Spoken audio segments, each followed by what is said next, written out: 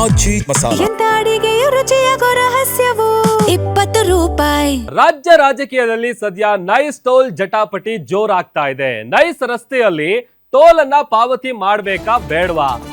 ಒಪ್ಪಂದದ ಉಲ್ಲಂಘನೆ ಮಾಡಿ ಕಂಪನಿಯಿಂದ ವಸೂಲಿ ಮಾಡಲಾಗ್ತಾ ಇದೆ ಅನ್ನುವಂತ ಆರೋಪ ಕೇಳಿಬಂದಿದೆ.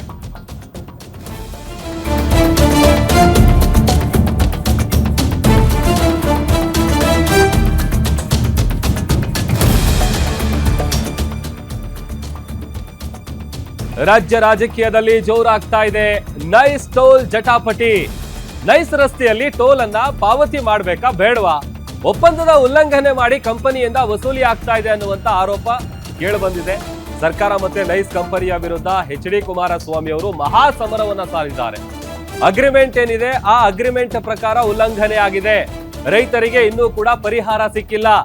ಇದು ಕರ್ನಾಟಕದ ನಂಬರ್ 1 ಸ್ಕ್ಯಾಮ್ ಅಂತ ಕೋರ್ಟ್ ಕೂಡ ಹೇಳಿದೆ. ಯೋಜನೆಯ ಒಪ್ಪಂದದಂತೆ ಯಾವುದೂ ಕೂಡ ನಡೆದಿಲ್ಲ.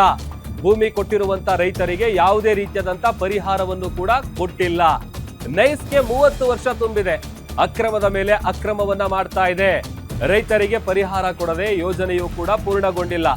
ಯೋಜನೆಯ ಒಪ್ಪಂದದ ಫ್ರೇಮ್ ವರ್ಕ್ ನಲ್ಲೂ ಕೂಡ ಒಂದಷ್ಟು ರೂಲ್ಸ್ಗಳು ಉಲ್ಲಂಘನೆ ಆಗಿದೆ. ಒಪ್ಪಂದದ ಅವಧಿ ಮುಗಿದ್ರೂ ಕೂಡ ಟೋಲ್ನಲ್ಲಿ ಯಥಾ ಪ್ರಕಾರ ವಸೂಲಿ ಕಾರ್ಯ ನಡೀತಾ ಇದೆ. 20 ವರ್ಷಗಳಾದ್ರೂ ಸಹ ಇನ್ನೂ ರೈತರಿಗೆ ಪರಿಹಾರದ ಹಣವನ್ನ ಕೊಟ್ಟಿಲ್ಲ. ಪರಿಹಾರಕ್ಕಾಗಿ ರೈತರು ದಿನಾ ಕೋರ್ಟ್ಗೆ ಅಲಿತಾ ಇದ್ದಾರೆ. ಸರ್ಕಾರ ಈ ಕಂಪನಿಗೆ ಶರಣಾಗತಿ ಅಂತೇಳಿ ಕುಮಾರಸ್ವಾಮಿ ಅವರು ವಾಗ್ದಾಳಿಯನ್ನ ನಡೆಸಿದ್ದಾರೆ. ಯಾಕಂತಂದ್ರೆ ಇತ್ತೀಚೆಗಷ್ಟೇ ಈ ತರದೊಂದು ಗಂಭೀರ ಆರೋಪವನ್ನ ಮಾಡಿದ್ರು ಕೇಂದ್ರ ಸಚಿವರು. ಈಗ ಇದೇ ನೈಸ್ ರಸ್ತೆಯ ವಿರುದ್ಧ, ಅಕ್ರಮದ ವಿರುದ್ಧ ದೊಡ್ಡ ಸಮರವನ್ನ ಸಾರಿದ್ದಾರೆ. ಈ ಸರ್ಕಾರ ಈ ಒಂದು ಯೋಜನೆಯ ಹೆಸರಿನಲ್ಲಿ ಹಲವಾರು ವರ್ಷಗಳು, ಇದೊಂದೇ ಸರ್ಕಾರ ಅಲ್ಲ, ಹಲವಾರು ಅಧಿಕಾರಿಗಳು ಸರ್ಕಾರ ನಡೆಸ್ತಕ್ಕಂಥವರು ಆ ಒಂದು ಕಂಪ್ನಿಯ ಜೊತೆ ಶಾಮೀಲಾಗಿ ಆ ಫ್ರೇಮ್ವರ್ಕ್ ಅಗ್ರಿಮೆಂಟ್ ಅಂತಕ್ಕಂಥದ್ದೇನಿತ್ತು ಅದೆಲ್ಲ ಉಲ್ಲಂಘನೆ ಮಾಡಿ, ವೈಲೇಟ್ ಮಾಡಿ ಆ ಕಂಪ್ನಿ ಮಾಲೀಕನಿಗೆ ರೆಡ್ ಕಾರ್ಪೆಟನ್ನು ಹಾಯಿಸಿ ಆ ಭಾಗದಲ್ಲಿ ಬರ್ತಕ್ಕಂಥ ರೈತರ ಭೂಮಿಗಳನ್ನು ಲೂಟಿ ಮಾಡಿ 20 ವರ್ಷಗಳಾದರೂ ಇನ್ನೂ ಆ ರೈತರ ಭೂಮಿಗಳನ್ನು ಏನು KDB ಮುಖಾಂತರ ಭೂಸ್ವಾಧೀನ ಮಾಡಿದರು. ಹಣ ಕೊಟ್ಟಿಲ್ಲ ರೈತರಿಗೆ 20 ವರ್ಷವಾದರೂ. ಆ ಭೂಮಿಗಳನ್ನು ಹಲವಾರು ಜಾಯಿಂಟ್ ವೆಂಚರ್ಗಳಿಗೆ ದೊಡ್ಡ ದೊಡ್ಡ ಕಂಪನಿ ಜೊತೆ ವ್ಯವಹಾರಗಳು ನಡೆದೋಗಿದೆ.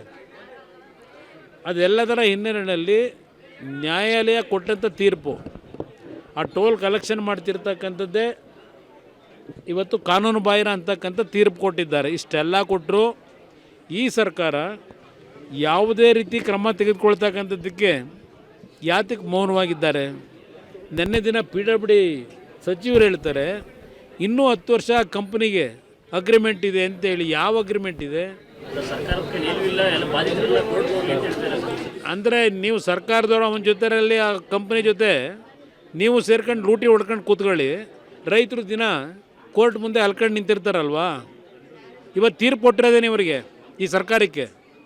ಈ ಸರ್ಕಾರ ಇಂಥ ವ್ಯಕ್ತಿಗಳ ಜೊತೆ ಶಾಮೀಲಾಗಿದ್ದಾರೆ.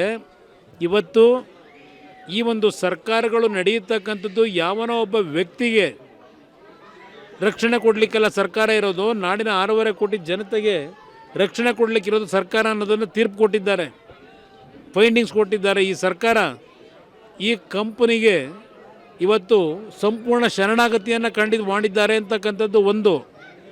ಈ ಸರ್ಕಾರ ಮಾಡಿರ್ತಕ್ಕಂಥ ಅವ್ಯವಹಾರಗಳ ಬಗ್ಗೆ ಕ್ಲಿಯರ್ ಕಟ್ ಹೇಳಿದ್ದಾರೆ. ಇದು ಕರ್ನಾಟಕ ರಾಜ್ಯದ ಇತಿಹಾಸದಲ್ಲೇ ಒಂದು ದೊಡ್ಡ ಮಟ್ಟದ ಸ್ಕ್ಯಾಮ್ ಅಂತಕ್ಕಂಥದ್ದು ಏನು ಹೇಳಿದ್ದಾರೆ.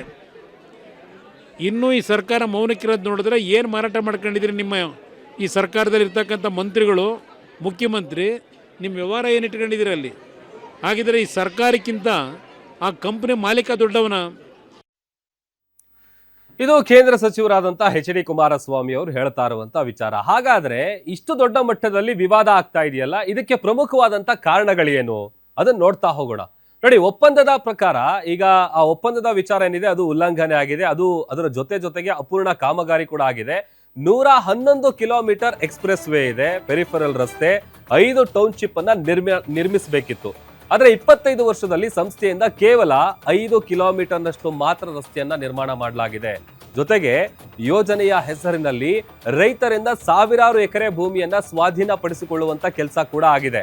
ದಶಕಗಳೇ ಕಳೆದ್ರೂ ಕೂಡ ಇನ್ನೂ ಕೂಡ ಅನೇಕ ರೈತರಿಗೆ ಯಾವುದೇ ರೀತಿಯಾದಂತ ಪರಿಹಾರ ಕೂಡ ಸಿಕ್ಕಿಲ್ಲ ಅನ್ನುವಂಥದ್ದು ಸ್ವತಃ ಕುಮಾರಸ್ವಾಮಿ ಅವರು ಹೇಳ್ತಾ ಇರುವಂತ ವಿಚಾರ. ಅದರ ಜೊತೆಗೆ ಈ ಒಪ್ಪಂದದ ರೂಲ್ಸ್ ಏನಿದೆ ಅದನ್ನ ಮೀರಿ ಭಾರಿ ಪ್ರಮಾಣದಲ್ಲಿ ಟೋಲ್ ಅನ್ನ ವಸೂಲಿ ಮಾಡುವಂತ ಕೆಲಸ ಕೂಡ ಆಗ್ತಾ ಇದೆ ಅನ್ನುವಂಥದ್ದು ಕೂಡ ಒಂದು ಆರೋಪ. ನಿಗದಿಪಡಿಸಿದ್ದಕ್ಕಿಂತ ಹೆಚ್ಚಿನ ಭೂಮಿಯನ್ನ ಸ್ವಾಧೀನಪಡಿಸಿಕೊಂಡು ಅದನ್ನು ಬೇರೆ ಬೇರೆ ಉದ್ದೇಶಕ್ಕೆ ಬಳಕೆ ಮಾಡ್ಕೊಳ್ತಾ ಇದ್ದಾರೆ. ಇನ್ನು ರಿಯಲ್ ಎಸ್ಟೇಟ್ ಲಾಭಕ್ಕಾಗಿ ಬೇರೆಯವರಿಗೆ ಮಾರಾಟ ಮಾಡಿರೋದಕ್ಕೂ ಕೂಡ ಆಕ್ಷೇಪ ವ್ಯಕ್ತವಾಗ್ತಾ ಇದೆ. ಇದು ಈ ವಿವಾದಕ್ಕೆ ಪ್ರಮುಖವಾದಂತ ಕಾರಣಗಳು ಈ ರೀತಿಯಾಗಿದೆ. ಅದರ ಜೊತೆಗೆ ಇನ್ನೊಂದು ವಿಚಾರ, ಈಗ ಹೈಕೋರ್ಟ್ ಹೇಳಿದ್ದೇನು ಇದಕ್ಕೆ ಸಂಬಂಧಪಟ್ಟಂತೆ ಅದನ್ನು ಕೂಡ ಒಮ್ಮೆ ನೋಡ್ತಾ ಹೋಗೋಣ. ಕರ್ನಾಟಕ ರಾಜ್ಯದ ಅತಿ ದೊಡ್ಡ ಹಗರಣಗಳಲ್ಲಿ ಇದು ಕೂಡ ಒಂದು ಅಂತ ಹೈಕೋರ್ಟ್ ಹೇಳಿದೆ. ಪರಿಸರ ಕಾಳಜಿಯನ್ನ ಬದಿಗೆ ತಳ್ಳಿ ಖಾಸಗಿ ವ್ಯಕ್ತಿಗಳ ಲಾಭಕ್ಕಾಗಿ ಈ ಯೋಜನೆಯನ್ನ ತರಲಾಗಿದೆ. ಭೂಮಿ ಕಳ್ಕೊಂಡಂತ ರೈತರಿಗೆ ತಲೆಮಾರು ಕಳೆದ್ರೂ ಕೂಡ ಯಾವುದೇ ರೀತಿಯಾದಂತ ಪರಿಹಾರ ಸಿಕ್ಕಿಲ್ಲ. ಸಂವಿಧಾನದ ವಿಧಿ 300A ಅಡಿಯಲ್ಲಿ ಸಿಗಬೇಕಾದಂತ ಹಕ್ಕಿನಿಂದ ರೈತರನ್ನ ವಂಚಿಸಲಾಗಿದೆ. ಈ ನೈಸ್ ಯೋಜನೆಯಲ್ಲಿ ರೈತರ ಜಮೀನು ದೋಚಿದ್ದು ಬಿಟ್ರೆ ಬೇರೇನು ನೈಸ್ ಆಗಿಲ್ಲ ಅನ್ನುವಂಥದ್ದು ಹೈಕೋರ್ಟ್ ಹೇಳಿರೋದು.